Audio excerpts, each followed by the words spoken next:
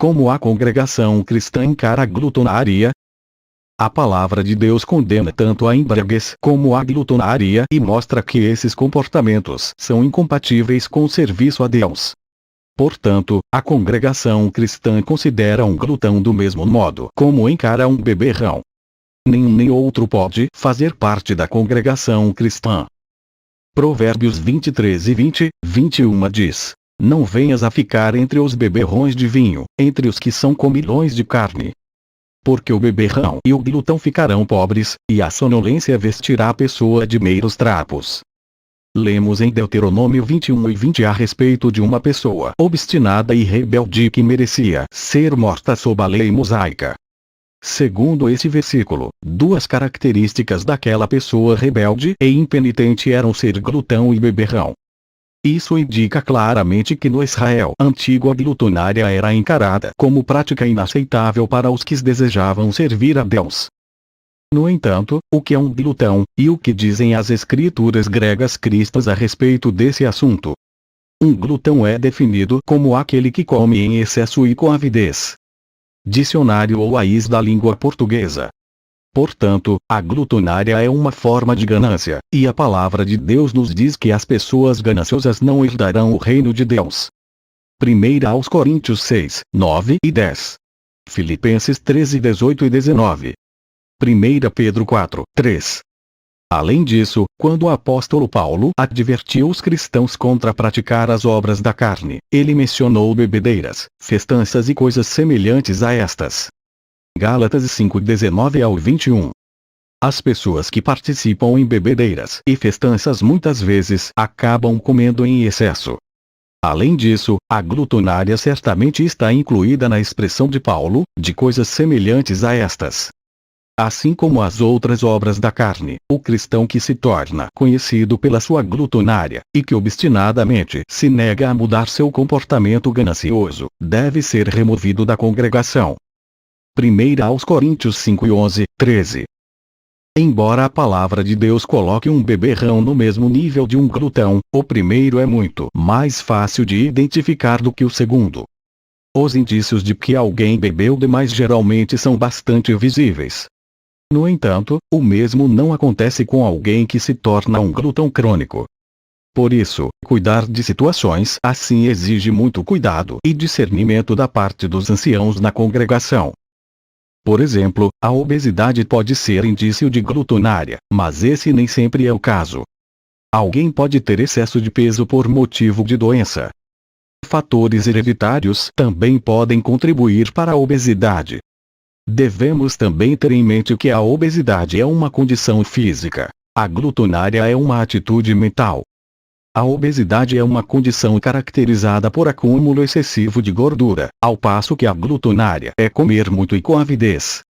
De modo que a glutonária não é determinada pelo peso de alguém, mas pela sua atitude para com a comida. Alguém pode ter peso normal, ou até mesmo ser magro, e ainda assim ser um glutão. Além disso, o que é considerado como peso ideal varia muito de lugar para lugar. Quais são os indícios de glutonária? O glutão costumeiramente não se controla e empanturra-se a ponto de se sentir muito desconfortável ou de ficar doente. Sua falta de autodomínio indica que realmente não se preocupa com o vitupério que isso traz a Jeová e a boa reputação de seu povo. 1 aos Coríntios 10:31. Por outro lado, quem ocasionalmente come demais não seria automaticamente considerado uma pessoa gananciosa. Efésios 5:5. No entanto, no espírito de Gálatas 6:1, tal cristão talvez precise de ajuda. Paulo declarou: Irmãos, mesmo que um homem dê um passo em falso antes de se aperceber disso, vós, os que tendes qualificações espirituais, tentai reajustar tal homem num espírito de brandura. Porque hoje em dia é especialmente importante o conselho bíblico de não comer em excesso. Porque foi especialmente com referência aos nossos dias que Jesus falou: prestai atenção a vos mesmos, para que os vossos corações nunca fiquem sobrecarregados com o excesso no comer, e com a imoderação no beber, e com as ansiedades da vida, e aquele dia venha sobre vos instantaneamente como um laço. Lucas 21, 34, 35. Quando evitamos comer em excesso, estamos de certo modo evitando também um modo de vida espiritualmente prejudicial. A moderação é uma virtude cristã. 1 Timóteo 3, 2 e 11. Assim, Jeová ajudará a todos os que seriamente procurarem seguir o conselho bíblico de ser moderado no comer e beber. Hebreus 4 e 16. São as testemunhas de Jeová tão firmes com respeito à glutonária entre seus membros como são quanto ao hábito prejudicial do fumo. As testemunhas de Jeová adotam uma posição fundamentada na Bíblia contra o fumo, e aceitam igualmente a condenação bíblica da glutonária. Acreditam que o fumo viola princípios bíblicos. O fumo envolve o vício da nicotina. Ademais, inalar fumo é algo desnatural. O fumo avilta o corpo, causa problemas de saúde e tem abreviado vidas que deviam ter sido usadas para o louvor de Deus. Fumar também polui perigosamente o ar que outros respiram. Certamente não demonstra amor ao próximo. 2 Coríntios 7, 1, Romanos 12, 1, Marcos 12, 33. Que dizer, porém, de comer demais por gula? A Bíblia condena explicitamente a glutonária, que constitui ganancioso ou voraz excesso no comer. O filho israelita que impenitentemente fosse glutão e beberrão devia ser executado.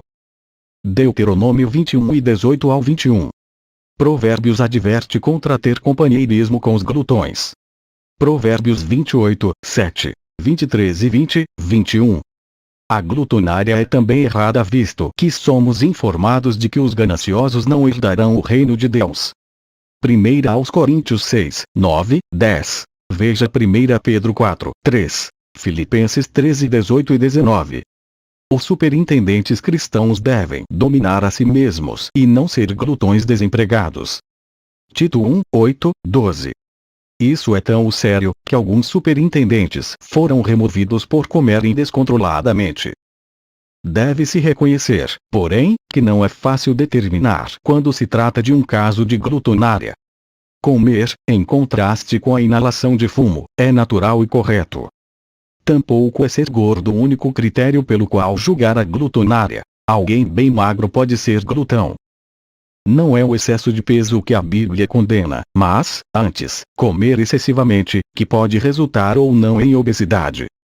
Alguns são excessivamente gordos devido a distúrbios glandulares ou doença, embora a professora Judith Rodin sustente que apenas 5% de todos os casos de obesidade são causados primariamente por problemas de saúde. A hereditariedade pode tornar a pessoa propensa à obesidade. O Dr. William Bennett comenta: muitos gordos mantêm seu peso por comer o que uma pessoa de peso mediano come. São metabolicamente diferentes. Certos cientistas até mesmo acham que se uma pessoa gorda come menos, seu corpo diminui sua taxa metabólica, de modo que ela queima calorias mais lentamente. Mas, mesmo que alguém gordo não seja glutão no sentido de ser comilão voraz, ele, ou ela, talvez precise aplicar com mais seriedade o conselho de Deus. Por exemplo, os cristãos devem cultivar o autodomínio, que também se aplica ao comer. Gálatas 5, 22, 23. 2 Pedro 1, 5 ao 8. O apóstolo Paulo exortou o cristão a ser igual a um corredor que exerce autodomínio em todas as coisas.